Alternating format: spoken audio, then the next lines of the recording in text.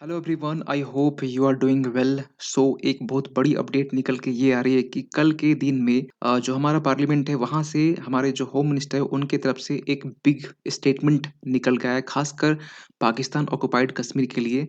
और ये जो है ना स्टेटमेंट, इन्होंने ये कहा कि इस अपने स्टेटमेंट में कि जो 24 सीटें हैं, क्योंकि आपको मालूम होना चाहिए कि जम्मू एंड कश्मीर जो था अभी तो आपका यूटी है, यूनियन टेरिटरी है, लेकिन इसके पहले वहाँ पर एक स्टेट था जहाँ पर प्रॉपर एक असेंबली थी और वो असेंबली में बेसिकली वहाँ पर जो इलेक्टेड जो एमएलए है वो वहाँ पर जाते थे। तो उनके लिए बोला गया कि जो एमएलएज हैं के जो प्रोविजंस हैं, जिस तरीके दिल्ली है, चंडीगढ़ में सेम प्रोविजंस जो है ना वहाँ पर है, तो उसके लिए 24 सीट जो है ना पीओके उनके लिए रिजर्व किया गया है।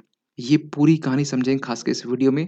तो चलिए स्टार्ट करते देखिए ये स्टेटमेंट में बेसिकली ये देखिए अपने स्टेटमेंट की बात तो अलग बात है, लेकिन इसमें बेसिकली कहा यह गया है कि जो पार्लियामेंट है वहां से दो बिल पास हुआ है, Jammu and Kashmir organisations amendment bill. ठीक है, दोनों बिल के बारे में बात करेंगे। और एक आपका हो गया Jammu and Kashmir reservation amendment bill.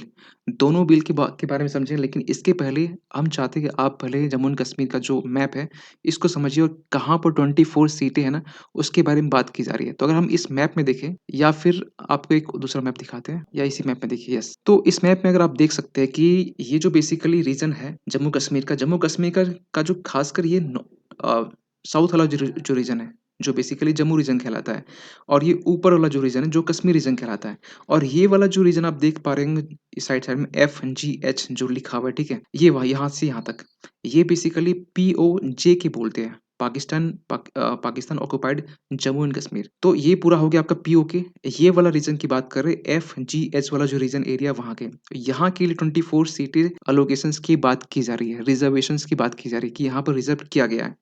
Elections अभी नहीं होंगे लेकिन रिजर्व किया गया 24 सीटें यहाँ के लिए। पूरी कहानी समझेंगे 24 सीट से क्यों, और ये 24 सीट्स का जो रिकमेंडेशन वो कहाँ से आया है। तो इसको समझने के लिए सबसे पहले हम जानना चाहते हैं कि थोड़ा सा मैप में आप और देख सकते हैं कि ये जो बेसिकली मैप है, नीचे हो गया आपका जम्मू एंड कश्मीर का रीजन, जम्मू का रीजन, ठीक है, और ऊपर वाला जो रीजन है जो basically Jammu region 26,000 square kilometre में फैला हुआ है, और जो कश्मीर है 14,000 स्क्वायर किलोमीटर में फैला हुआ है। ये वाला जो रीजन है बेसिकली लद्दाख वाला क्षेत्र है, ये आपका जो चाइना है उसका कैप्चर्ड LAC बोल सकते हैं, और ये आपका पीओके है ना। अब सवाल निकल के ये आता है कि अगर आपको मालूम होगा इसी साल के जून मंथ में जब जम्मू कश्मीर डीलिमिटेशन कमीशन जब सेटअप किया गया था, तो इन्होंने अपनी कुछ रिकमेंडेशन दी थी, और अपने रिकमेंडेशन में इन्होंने ये कहा कि देखिए, अपनी रिकमेंडेशन में ना बेसिकली इन्होंने ये कहा कि जो सीटें हैं जम्मू कश्मीर की, देखिए ये जो डिलिमिटेशन कमीशन ना, इसको आर्टिकल 82 के तहत स्टैब्लिश की जाती है, और आर्टिकल 170 के तहत में जो रिकॉन्फ़िगरेशन है सीटें यानी कॉन्स्टिट्यूएंसीज को रिकॉन्फ़िगर कर सकते हैं। लेकिन एक सवाल निकल के आता है कि हुआ क्या था इसमें?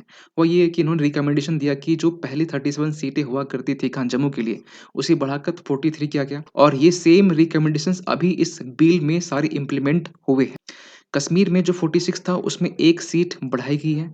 आप यहाँ देख सकते हैं कि जम्मू का जो रीजन है वहाँ पर 43 सीटें हैं और यहाँ 47 सीटें हैं।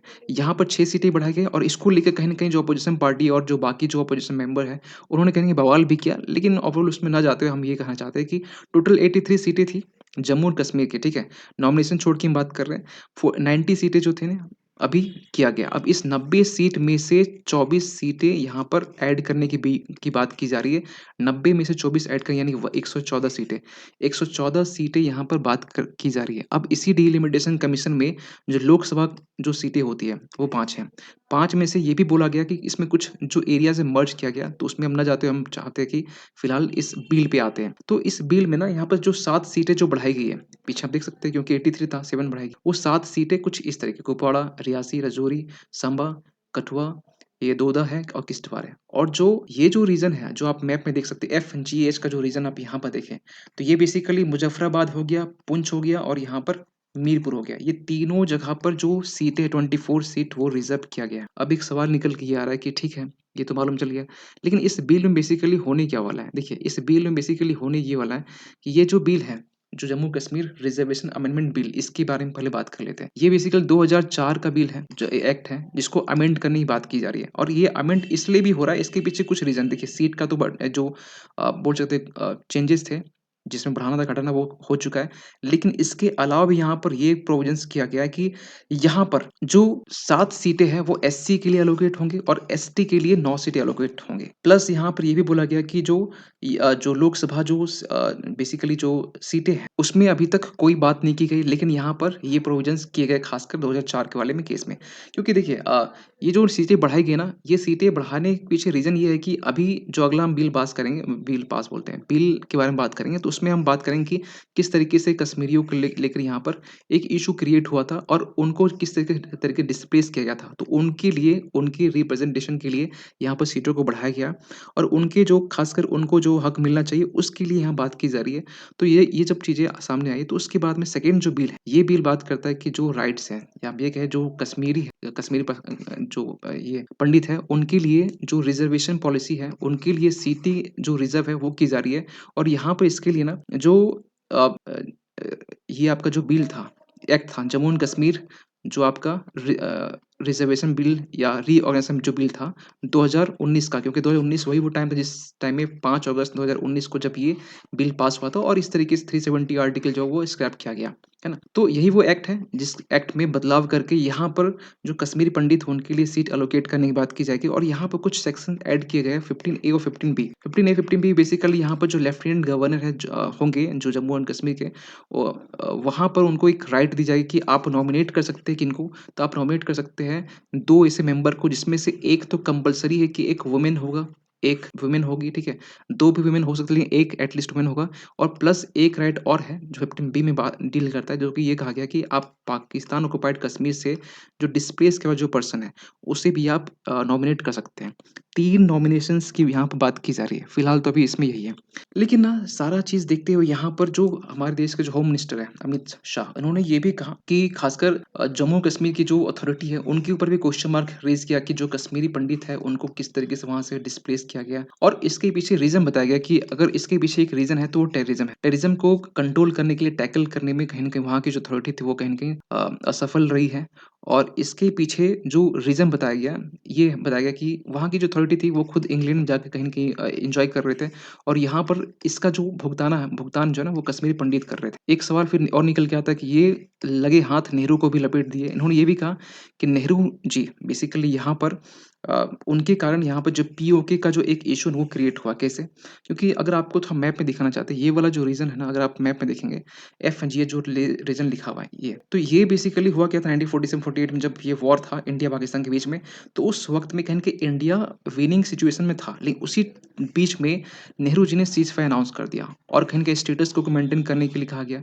तो उस वक्त में स्टेटस को जब मेंटेन हुआ और उसके बाद से पीओके जैसा जो एक कॉन्सेप्ट वो निकल के आया और ये एक लाइन ड्रॉ किया, एक लाइन बन गया, ठीक है? तो ये उस समय हुआ। इसके बाद भी जब मालूम चला कि पीओके एक क्रिएट हो चुका है, तो पीओके का इश्यू लेकर नेहरू जी ने यूएन पे आवाज़ उठाई, इसका इश्यू लेकर। तो ये भी एक बहुत बड़ा एक खासकर मिस्टेक माना जाता है, जो हमारे होम मिनिस्टर कहीं न कहीं इसको चीज़ों को बता रहे थे। तो ये तो चीज़ें रही, लेकिन एक सवाल निकल के अभी आता है कि जो पाकिस्तान इल्लीगली ऑक्युपाई किया हुआ कश्मीर है, ठीक है? इसके बारे में क्या अभी रिसेंटली इसकी चिंगारी उठी? नहीं, इसकी चिंगारी बहुत पहले से उठ चुकी है। आपने ये चीज़ सुना होगा क्योंकि डिलिमिटेशन कमीशन जब रिकमेंडेशन देने के बाद में चीज़ों को आप नोटिस करेंगे कि ये आपका जून 26 की बात है ना, 2023 की बात है। जब यहाँ पर राजनाथ सिंह जो डिफेंस मिनिस्ट्री है, उन्होंने ये भी कहा कि कश्मीर हमारा है, था और रहेगा। और इसके पीछे ना रीज़न भी है क्यों खासकर इंडिया जो है ना पीओके को लेकर खासकर इतना कंसर्न है, क्योंकि वहाँ के जो लोग हैं ना खुद ये चाहते हैं। आप देख सकते हैं POK residents seek India's help, वो इंडिया की हेल्प चाह रहे हैं। Raise slogans ask Modi to get अस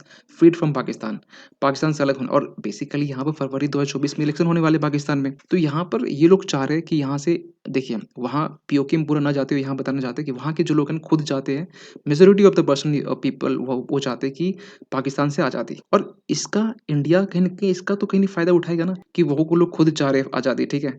एक समय वो लोग खासकर प्रेशर क्रिएट किए थे इंडिया के ऊपर में, आज वो अल्टीमेटली वो प्रेशर में है। तो यहाँ पर ये कहा जा रहा है कि बेसिकली आप देख सकते हैं यूएन में भी जो इंडिया के जो रिप्रेजेंटेटिव उन्होंने ये भी कहा कि वेकेट पीओके, खाली करो stop terrorism, India talks tough with Pakistan eight UN में कहा गया। और जब ये कहा गया ना तो उसके बाद ना ये भी देखा गया कि बेसिकली कि पाकिस्तान का जो एक्सप्लोरेशन है इलीगली ऑक्युपाइड कश्मीर में, ये दिन प्रतिदिन बढ़ता जा रहा है। अब इलेक्शन का टाइम है, तो इलेक्शन के टाइम में कहीं न कहीं चीज़ें और कंट्रोल वे में होगी। तो यहाँ पर साफ-साफ जब हमारे देश के जो प्राइम मिनिस्टर हैं, उन्होंने ये भी कहा कि इंडिया-पाकिस्तान के बीच में जब भी बायलैटरल मीटिंग होगी, तो उस मीटिंग में सबसे बड़ा और एक ही चीज़ में ओनली इश्यूज़ में बात होगा किसका, तो पीओके को लेकर, और कोई इश्यू नहीं, कोई कश्मीर नहीं, कोई जम्मू, कुछ भी नहीं। ओनली अगर ये मई 2023 का ये बेसिकली आर्टिकल है, तो ओनली की बात होगा तो पीओके को लेकर बात होगा। बाकी किसी चीज़ पे नहीं, ओनली इश्यूज़, ठीक है? आपका क्या मानना है कि पीओके को लेकर कि इंडिया किस तरीके से इसको अपने साइड कहीं न कहीं इंडिया में कंप्लीट, देखिए बेसिकली हम लोग तो मानते हैं कि पीओके वाला हिस्सा जो इंडिया का हिस्सा है, लेकिन इलीगली ऑक्युपाइड किया हुआ है, तो इंडिया किस तरीके से या धीरे-धीरे जिस तरीके से अभी स्टेप लिया गया है कि हाँ, 24 रिज़र्व सीटें वहाँ पर एलोकेट रिज़र्व की गई है, और इसके बाद धीरे-धीरे करते-करते देखिए अभी इलेक्शन यहाँ होंगे नहीं 24 में। आप ये गलतफ़हमी मत रहना कि यहाँ 24 में इलेक्शन होंगे। यहाँ भी इलेक्शन नहीं होंगे, लेकिन हाँ, आगे आने वाले दिन में यहाँ पर हो सकते हैं। तो पहले हम लोग स्टार्ट ही कहाँ से कर रहे हैं? पहले हम लोग स्टार्ट ही कर रहे हैं यहाँ से। अब इस मैप में अगर देख पा रहे होंगे, हम लोग स्टार्ट कर रहे हैं ये वाला रीजन, ठीक है? ये वाला रीजन से हम लोग स्टार्ट कर रहे हैं, ठीक है? इसके बाद फिर हम लोग ऊपर आएँगे हम लोग, ठीक है? बाकी ए, बी, सी, डी ये सारे जो रीजन हैं, गिलगिट-बल्तिस्तान वाला रीजन, ये भी हम लोग के हाथ में होगा, बहुत जल्द होगा, और माशाअल्लाह कि ये वाला रीजन तो होगा, प्लस जो इधर वाला जो रीजन है, इसके बाद वाला रीजन, जिसको हम लोग प्यार से पाकिस्तान कहते हैं, ये भी कहीं न कहीं एक अखंड भारत जब हम सोचते हैं, तो ये भी वाला हिस्सा भारत के साथ हो। आपका क्या मानना है? कमेंट करेंगे। मिलते हैं किसी अगली वीडियो में, तब तक के लिए थैंक यू सो मच।